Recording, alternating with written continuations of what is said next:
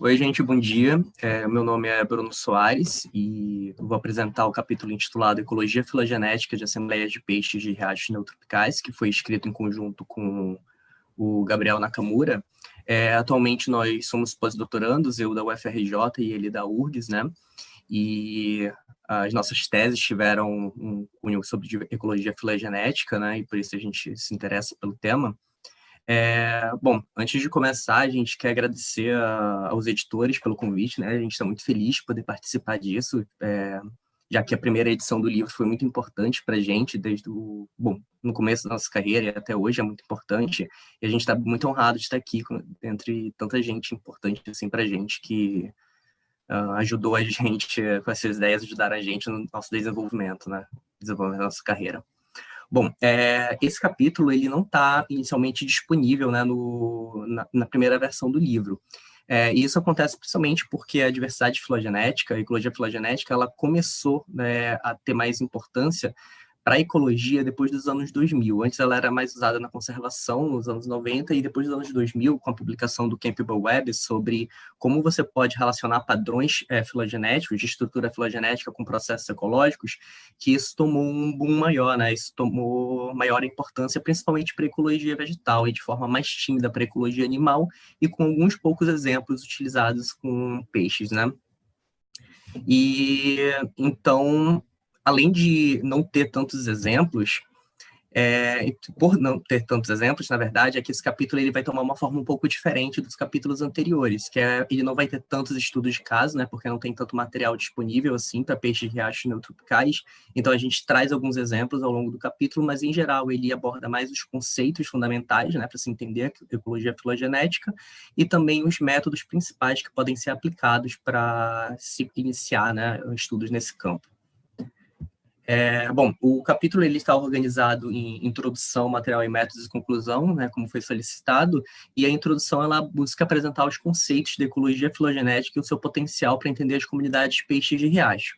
E ela é subdividida, além de um preâmbulo, em 4 subseções, que seriam as árvores filogenéticas, dentro desse contexto, a relação entre filogenia e atributos funcionais, a estrutura filogenética de comunidades e a relação que a ecologia filogenética tem com a conservação. O material em métodos ele busca apresentar as principais ferramentas que podem ser aplicadas dentro deste contexto e também está dividido em 4 subseções que são correlatas àquelas seções da introdução. Então, se na introdução vai ter uma seção sobre filogenias, no material em métodos a gente vai mostrar como construir e utilizar essas filogenias, e assim por conseguinte, passando por métodos comparativos, para relacionar a proximidade filogenética e a similaridade ecológica, métodos de quantificar e analisar a estrutura filogenética de comunidades e como utilizar algumas dessas métricas dentro da conservação. Então, a partir de agora, só para dar um overview geral sobre o capítulo, eu vou apresentar a introdução e material e métodos juntos, né, dentro dessas subseções, só para mostrar um pouco sobre o que elas discutem. Bom, a ecologia de comunidades, ela busca descrever padrões das comunidades ao longo do espaço e ao longo do tempo, e esses padrões, e são vários desses padrões, né? Como a relação especiária, o gradiente latitudinal de diversidade, e todos esses padrões, eles são gerados através de processos que agem em diferentes escalas, sendo que esses processos podem ser agrupados principalmente em processos de seleção, deriva, especiação e dispersão. Sendo que processos de especiação, eles não são normalmente utilizados, evocados, para se explicar a estrutura de comunidades em nível local e de comunidades atuais, porque eles são tidos muito como processos em macroescala, então, tanto geográfico quanto temporal, né? Então, eles não são diretamente relacionados nos artigos e são pouco evocados na hora de explicar o porquê as comunidades são como elas são.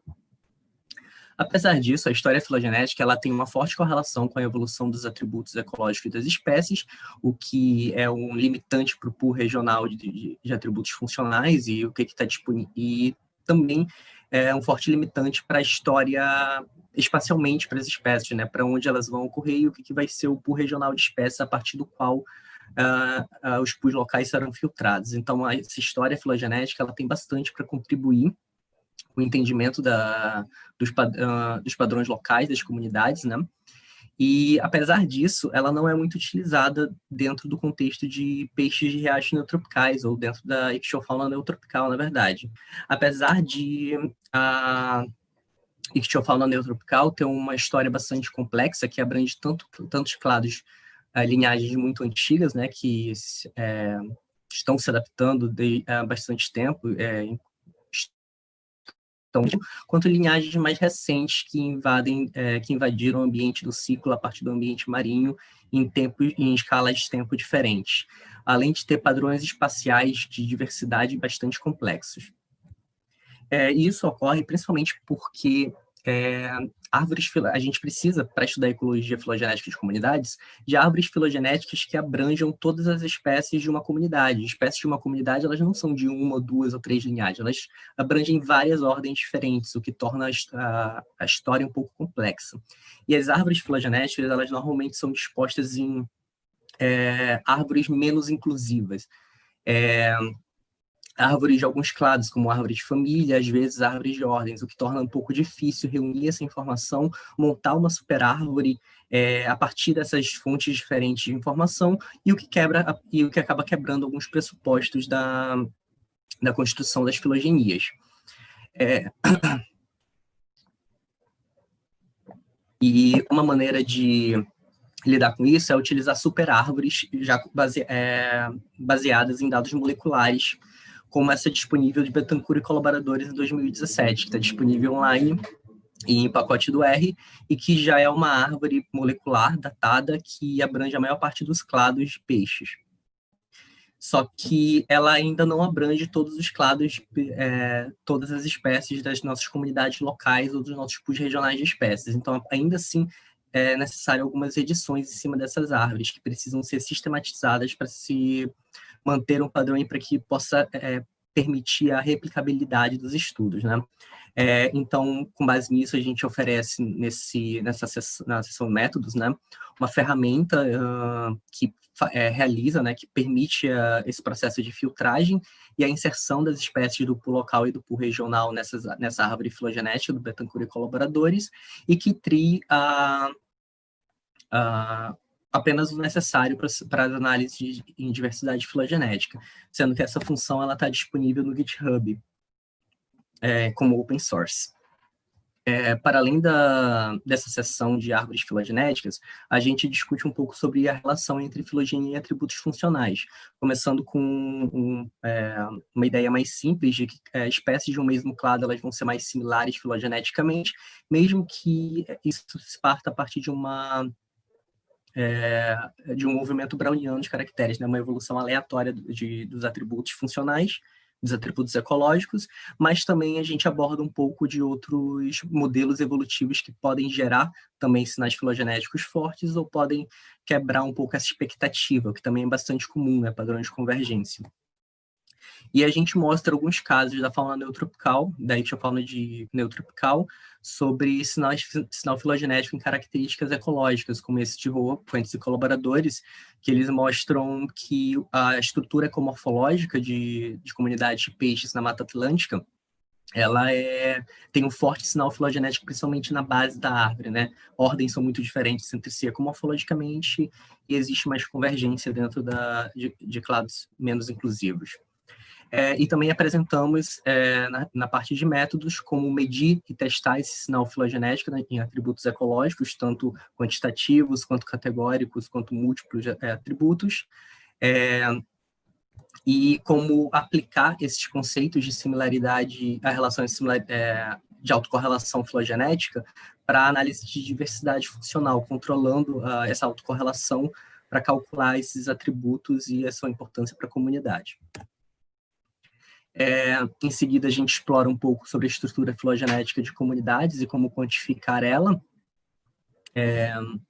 sendo que a base inicial da estrutura filogenética de comunidades é considerar que ela é um proxy para a diversidade funcional.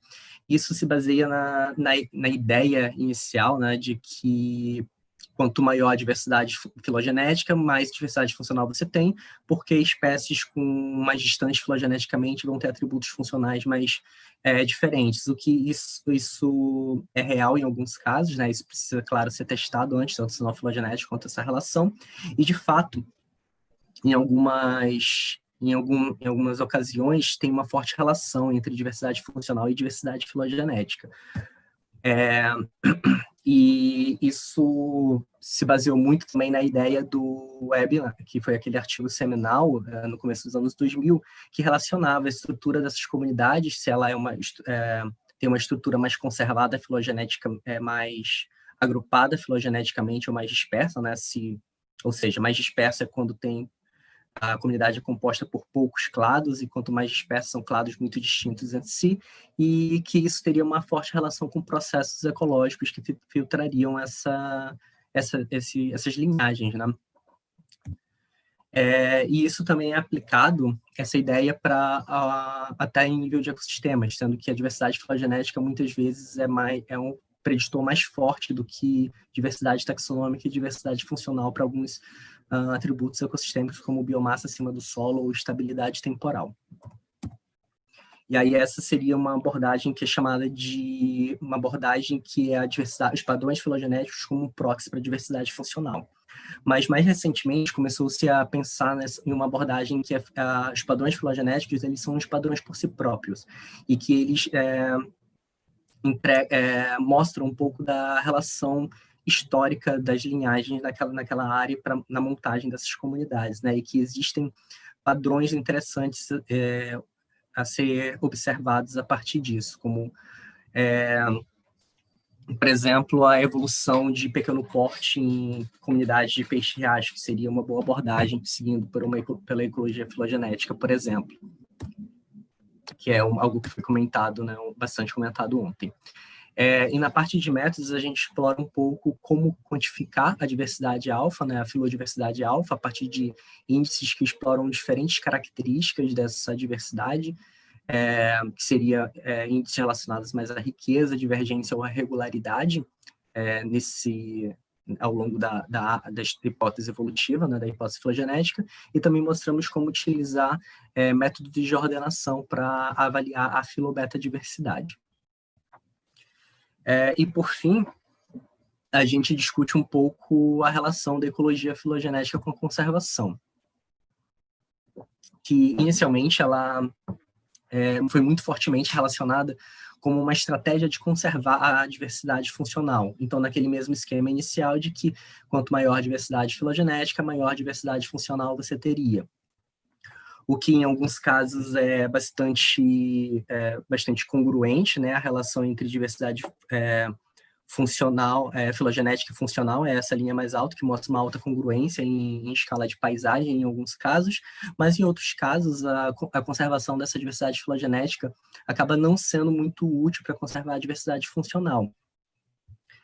O que depende bastante de que atributos funcionais você está considerando e o que você realmente quer conservar ou não.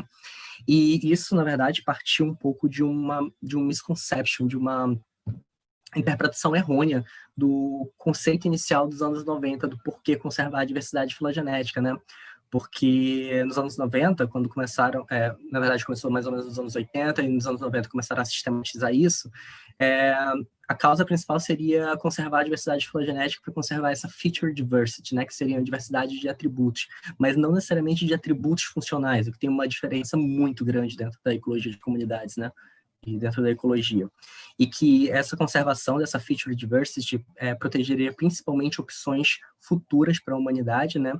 E também os ecossistemas, que processos ecossistêmicos, que é um paralelo aos processos ecossistêmicos, né? Que seriam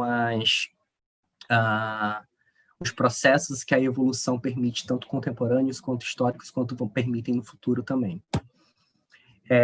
E na parte de métodos, a gente explora um pouco como utilizar um pouco desse contexto da filobeta-diversidade, da complementaridade evolutiva entre as espécies, para priorizar áreas mais importantes, né, para proteger a diversidade filogenética em um contexto de paisagens, e também como gerar lista de priorização de espécies com base na distintividade evolutiva, que também é bastante utilizado em alguns programas, como o EDGE, para gerar listas de prioridade e investir nessas prioridades para conservação.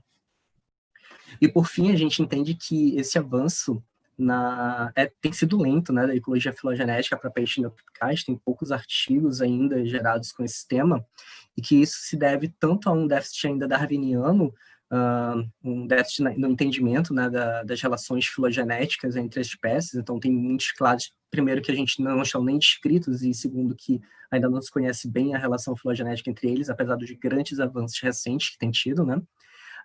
E principalmente por uma falta de familiaridade dos ecólogos com tópicos da sistemática e da biogeografia. Então, que revela uma falta de interação, de intersecção entre as áreas, né, de conversa. Ao menos, eu acho que é um pouco da minha experiência conversando com outros ecólogos de comunidades que focam mais em diversidade taxonômica e funcional, e eles têm um pé atrás com a diversidade filogenética. Bom, e por fim, a ecologia filogenética ainda tem muito para contribuir, né? Ainda pode contribuir muito para entender esses processos de estruturação das comunidades de peixes reais neotropicais e integrar um pouco a diversidade em um panorama de história filogenética, da história evolutiva das espécies, bem como auxiliar no manejo de espécies e de ecossistemas. É isso. Obrigado, todo mundo.